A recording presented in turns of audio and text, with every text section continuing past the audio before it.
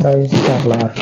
మన రక్షకుడు పరిశుద్ధుడైనటువంటి యేసుక్రీస్తు వారి శక్తి కలిగిన నామంలో ఈ రోజున దేవుని వాక్య ధ్యానమునకు ప్రతి ఒక్కరికి మన దేవుని పేరట వందనాలు. మత్తయి సువార్త 28వ అధ్యాయము 9వ వచనంలో ఇద్దరు స్త్రీల గురించి రాయబడి ఉన్నది. అందులో మగ్దలేనే మరియ, వేరొక మరియ, ఇద్దరు కూడా ప్రభువు సిలువ వేయబడిన తర్వాత మూడవ దినాన వాళ్ళ ఆచారం ప్రకారం కొన్ని కార్యక్రమాలు జరిగించేది ఉంటుంది సమాధి దగ్గర. ఆ సమాధిని చూద్దామని ఇద్దరు స్త్రీలు సమాధికి వెళితే సమాధి ఖాళీగా ఉంటుంది. వీళ్ళు అనుకుంటారు, అరే గిట్టనోళ్ళు ఏమన్నా చేశారా ఏంది, బతుకున్నప్పుడే ఇన్ని తిండి గింజలు కష్టం చేసుకొని తిందామనే పరిస్థితులు కూడా కల్పించిన ప్రజలు, అధికారులు, గొప్పవాళ్ళు అని చెప్పుకునేటువంటి వాళ్ళు ఇప్పుడు చనిపోయిన మనిషిని కూడా కనీసం ఆయంత సమాధిలో కూడా ఉండకుండా ఏమైనా చేశారా అని ఆలోచనలో పడతారు. ఇప్పుడు మనకి ఈ పరిస్థితులు ఎదురవుతా ఉన్నాయి. అందుకే ఇట్లా చెప్పా. ఏ పరిస్థితులు అంటే, మనం దోపిడీ చేసుకునే వాడికంటే కష్టం చేసి బతికేటువంటి మనకే మన కష్టాన్ని మనల్ని తిన్నయ్యరు. దోపిడీ చేసుకునేటోడు అనుకో, వాడిని చూసి చూడనట్టు వదిలిపెడతారు. ఎందుకో మరి ఏమవుతుందో తెలియదు కానీ ఈ ప్రజలకి, ఈ జనాలకి, ఈ అధికారులకి, వీళ్ళకి ఈ కష్టం చేసుకుని బతికేటోళ్ళ మీదనే వాళ్ళ ప్రతాపం చూపిస్తారు. అందుకు చెప్పా, ప్రభువు కూడా అవే ఎదురైనాయి. ఆయనకి ఎదురైనప్పుడు మనకి ఎదురు కావా? ఖచ్చితంగా అయితే వీళ్ళిద్దరు ఇంకా ఈ స్త్రీలు ఆడకొచ్చి చూస్తే ఎవరూ కనపడకపోయి వాళ్ళకే అలాగే ఆడుంటే ఈ దేవుడు వాళ్ళని దర్శించి ఒక మాట చెప్తాడు. ఏమిటంటే మత్తయి సువార్త 28వ అధ్యాయము 9వ వచనంలో ఉన్నది. యేసు వారిని ఎదుర్కొని, మీకు శుభమని చెప్పను. వారు ఆయన వద్దకు వచ్చి ఆయన పాదములు పట్టుకొని ఆయనకు మొక్కగా. వాళ్ళకేం జరిగిందంటే వాళ్ళ జీవితంలో గొప్ప వెలుగు కలిగింది. దేవుని పాదాలు మొక్కితే తర్వాత వాళ్ళ జీవితం అంతా వెలుగుమయంగా మారిపోయింది. ఆమేన్.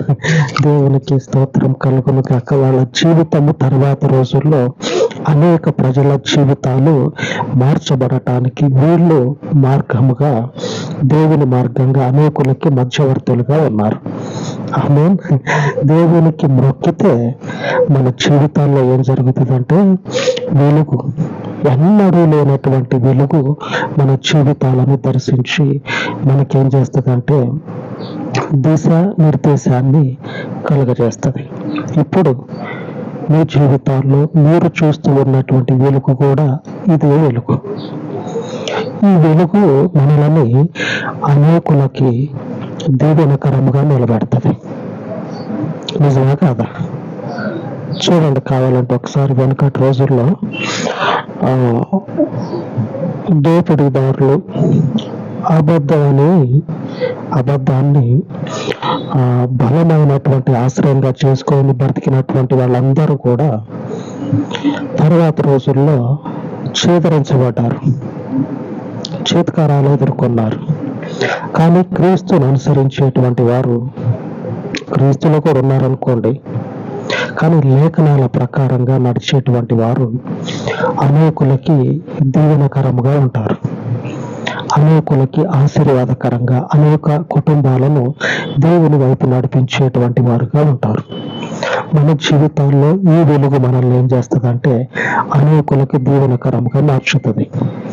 ఇంకా వీళ్ళు ఏం చేస్తా ఉన్నారంటే దేవునికి మొక్కుతా ఉన్నప్పుడు యేసు ప్రభు చెప్తా ఉన్నాడు వాళ్ళతోటి, మీరేం చేస్తారంటే నా సహోదరులకి ఈ విషయాన్ని తెలియజేయండి. అన్నలారా, మేము ఒక గొప్ప వెలుగును చూసినాం. గొప్ప వెలుగును చూసినాం. ఆ వెలుగు ఆ వెలుగు మృత కళేబరాల మధ్యలో ఒక మృతదేహంగా ఉంటుందని అనుకుంటే మా ఆలోచన అసలు ఏ మాత్రం కూడా నెరవేరకుండా ఒక గొప్ప వెలుగును చూసినాం మేము. మీకు కూడా కనపడుతుందంట ఆ వెలుగు. దేవుడు ఈ షెడ్యూల్ ఇచ్చిండు, ఈ షెడ్యూల్ని మీరు ఫాలో కాండి అని ఆ మరియ, వేరొక మరియ, మగ్దలేని మరియ, వేరొక మరియ ఇద్దరు పోయి ఈ సమాచారం అంతా ప్రభు శిష్యులకి తెలియజేస్తారు. ప్రభు చెప్తాడు, ఫలానా షెడ్యూల్ ఇస్తాడు ప్రభు ఆ స్త్రీలకి, ఈ షెడ్యూల్ని నా సహోదరులు ఫాలో కామని చెప్పండి, వాళ్ళు వచ్చి నన్ను ఎదుర్కొంటారు, వాళ్ళకి నేను ఈ వెలుగును ఇవ్వబోతా ఉన్నా. వాళ్ళకే కాదు, అనేక జీవితాలు ఆశీర్వదించబడటకు వారు ఏమైతా ఉన్నారంటే ఇప్పటి నుంచి వెలుగు వైపుగా అనేక చీకటి ఆత్మలను నడిపించే వారిగా ఉండబోతా ఉన్నారు. మనము కూడా ఈరోజు ఈ వెలుగును పొందుకొని చీకటిలో నుంచి వెలుగులోనికి నడిపించబడ్డాం. చీకటిలో నుంచి వెలుగులో నుంచి వెలుగులో కాదు, లోకమే చీకటి, లోకమే చీకటి, ఈ భూమే చీకటి. ఈ చీకటిలో ఉన్నటువంటి వాళ్ళు ఎంతో మంది మొదట చెప్పుకున్నాం కదా, అబద్ధాన్ని ఆశ్రయంగా చేసుకొని, బలమైనటువంటి ఆశ్రయంగా ఎన్నో చెప్పి చేశారు, కానీ చివరికి చేత్కారాల చేత వాళ్ళ జీవితాలు ముగించబడ్డాయి. ఆనాడు ఈ స్త్రీలకి ప్రత్యక్షమైనటువంటి ఈ వెలుగు ఈ రోజున అనేకులు దాకెందుకు, వింటూ ఉన్నటువంటి మీకు, చెప్తూ ఉన్నటువంటి నాకు ఈ వెలుగుని అనుగ్రహించినటువంటి దేవుడు సజీవుడని అనేకులకి సాక్ష్యం ఇస్తా ఉన్నాం. మనం సరిపోదు, అనేకుల గురించి ఎందుకు, మనమే వారికి ఒక వెలుగుగా ఉంటా ఉన్నాం. దేవుని వైపు నడిపించబడండి, నిత్యమై ఉన్నటువంటి వెలుగు. లేఖనంలో మనం తర్వాత చదువుకుందాం. ఈ నిత్యమైనటువంటి వెలుగు ఏం చేస్తుందంటే, చీకటిలోనే ఉంటా ఇది ఒక వెలుగు, లైట్ వెళ్తుంది కదా, ఇదే వెలుగు అనేటువంటి భ్రమలో అనేకులు ఉంటా ఉన్నారు. ఈ వెలుగు వెలుగే, కానీ అసలైనటువంటి వెలుగు ఇది కాదు. ఆ వెలుగును చూడండి మీరు, ఆ వెలుగును చూడండి. ఈరోజు ఆ వెలుగే మన వాక్య ధ్యానము. ఏమిటంటే ఈరోజు మన వాగ్దానము కీర్తనల గ్రంథము 34వ అధ్యాయము 5వ వచనం. వారు ఆయన తట్టు చూడగా వారికి వెలుగు కలిగెను, వారి ముఖములు ఎన్నడూను లజ్జింపక పోవును. ఈ వచనంలో మన ఈరోజు వాగ్దానము, వారు ఆయన తట్టు చూడగా వారికి వెలుగు కలిగెను. దేవునికి స్తుతి కలుగును కాక.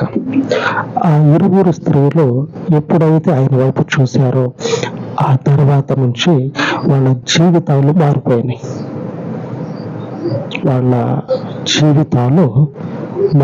వాళ్ళకే కాదు, ఆ ప్రాంతం మొదలుకొని ఇక్కడి వరకు, మన ఆత్మ వరకు. మన ఇల్లు, మన ప్రాంతం అని చెప్పడం చాలా చిన్న విషయం, మన ఆత్మ వరకు అని చెప్పడం చాలా పెద్ద విషయం. మన ఆత్మ వరకు వాళ్ళ జీవితాల్లో ఇచ్చినటువంటి ఆ దేవుడు ఇచ్చినటువంటి ఆ వెలుగు ఏమైతా ఉన్నదంటే మనల్ని దేవుని సన్నిధికి నడిపిస్తా ఉన్నది. ఆ వెలుగు వాళ్ళు పొందుకొని ఏం చేస్తా ఉన్నారంటే, దేవుని వైపే గురిపెట్టి ఆ వెలుగులోనే నడుస్తా ఉన్నారు. దేవుని వైపే గురి, దేవుని వైపే. ఎవడైనా సరే చీకట్లో నడిచేటప్పుడు వెలుగు ఉందనుకోండి, వెలుగులో నుంచి పక్కకు పోయిందంటే ఆడేమనదో తెలియదు. ఒకవేళ లోయగా అనుకుంటే చూస్తే కనపడ్డం, మనకు అనిపిస్తుంది ఇది చీకటి కదా అని. వాడేమైండు, అది లోయ అని తెలియక చీకట్లో పోయాలకే అందులో పడి ఎక్కడికోబడి ఉన్నారా అని చెప్పంటే స్టడీస్ అప్పుడు ఉండదు, ఏముండదు. ఎందుకంటే వాడు కేకలు పెట్టినా సరే ఆ లోయలో నుంచి పైదాకా వాడి మాట అనేది వినపడకపోవచ్చు. మొదట చెప్పుకున్నట్లు లోకము చీకటిలో ఉంది. ఈ చీకటిలో ఉన్న మనము ఈ వెలుగుని చూస్తూ ఉన్నాం. పక్కకు దొరకొద్దు, దేవునికి స్తోత్రం. పక్కకు తొలగొద్దు. ఈ వెలుగులోనే ఆ స్త్రీల వెంబడి ఈ షెడ్యూల్ తీసుకున్నారు కదా సహోదరులు. ఈ షెడ్యూల్ని ఫాలో అయితే ప్రభు దగ్గరకు పోయి ఆ వెలుగును చూసిన తర్వాత ఆ వెలుగును వాళ్ళ జీవితాల్లో నిలుపుకొని ఈ వెలుగు ప్రకారంగానే వాళ్ళ జీవితాలను ముగించుకున్నారు. గొప్ప వెలుగు తొట్టుపడల ఈ లోకము చీకటి కనుక ఈ చీకటిలో కనపడకుండా పోలే. ఈ వెలుగును అంతము వరకు నిలుపుకొని దేవుని వరుసలో ఆయన వారిగా ఈరోజు నిలబడ్డారు. మన పరిస్థితి, మన గమ్యము కూడా అదే. వెలుగును చూస్తా ఉన్నాం, ఆయన వెలుగును మనం చూస్తా ఉన్నాం. చూస్తే ఈ వెలుగులోనే జీవితాన్ని అంతము వరకు నడిపించాలి. చీకటి ఉన్న వైపు పోవద్దు. ఈ వెలుగు కిందనే నడుచుకుంటూ పోవాలా. ఈ వెలుగు మార్గం చూపిస్తుంది. చీకటి ఉంది తెలిసి కూడా అటు పోతే చీకటిలో లోయ ఉండొచ్చు, లేకపోతే ముళ్ళుండొచ్చు, గుచ్చుకుంటుంది. చీకటిలోకి పోనే వద్దు. ఈ వెలుగులోనే ఉన్నట్లయితే ఈ వెలుగు మనకి దారి చూపించుకుంటా తీసుకుపోతుంది. ఈ శిష్యులు అలాగనే శిష్యులను వెంబడించినటువంటి అనేకులు ఈ రోజున దేవుని వరుసలో ఉన్నారు. దేవుని వరుసలో మనము కూడా ఉందాం. ఈ వెలుగును అనుసరించి మనం ఎందా చెప్పుకున్నట్లు ఇప్పుడు కనిపించే ఈ ట్యూబ్ లైట్ ఇవి కాదు, దేవుని వెలుగు. ఈ వెలుగు మనల్ని దేవుని వరుసలో నిలబెడుతుంది. అలాగే ప్రార్థించుకుందాం. మహోన్నతుడైన తండ్రి, ఈ ఉదయకాలం మందు నీ వెలుగును చూసి నీలో తండ్రి నిలబడి ఆశీర్వదించబడుటకు, అలాగే జీవితాలను లోకము చీకటిమయమై ఉండగా ఈ చీకటిలో నశించిపోకున్నట్లు నీ వెలుగు వద్దకు నడిపించిన నీవు దేవుడవు, సజీవమగినటువంటి నీ వరుసలో నిలుచుటకు ఈ పరిచర్యని నిలవచ్చామని, ఈ పరిచర్యకి నీ కృపను చూపించమని అనేకులు తండ్రి సరి అయినటువంటి దిశానిర్దేశం లేక ఈ చీకటిలో తిరుగులాడుచూ ఉండగా నీ వాక్యపు వెలుగులో ఏమీ తెలియనటువంటి జీవితాలు నువ్వు తెలియచేస్తేనే తెలుసుకొని నడిచేటువంటి జీవితాలు, నువ్వు తప్ప ఎవరూ లేనటువంటి మందిరము, నీవే తండ్రి సమస్తం మాకు ప్రత్యేకముగా ఆధారము, మాకంటూ అధిపతులు, మాకంటూ సమస్తులు ఏమీ లేవు. నువ్వు మాత్రమే మా దేవుడవు. నువ్వు మాత్రమే మాకు దిశానిర్దేశం చేసి నడిపించే దేవుడవు. నీ వాక్యపు వెలుగులో నడిపింపచ్చామని, అనేకులను దర్శించి వారిని దీవించమని యేసుక్రీస్తు నామమున వేడుకొనుచున్నాను తండ్రి. ఆమేన్, ఆమేన్. మన దేవుని కృప మనకు తోడయ్యుండి మనలను నడిపించును గాక. ఆమేన్, ఆమేన్.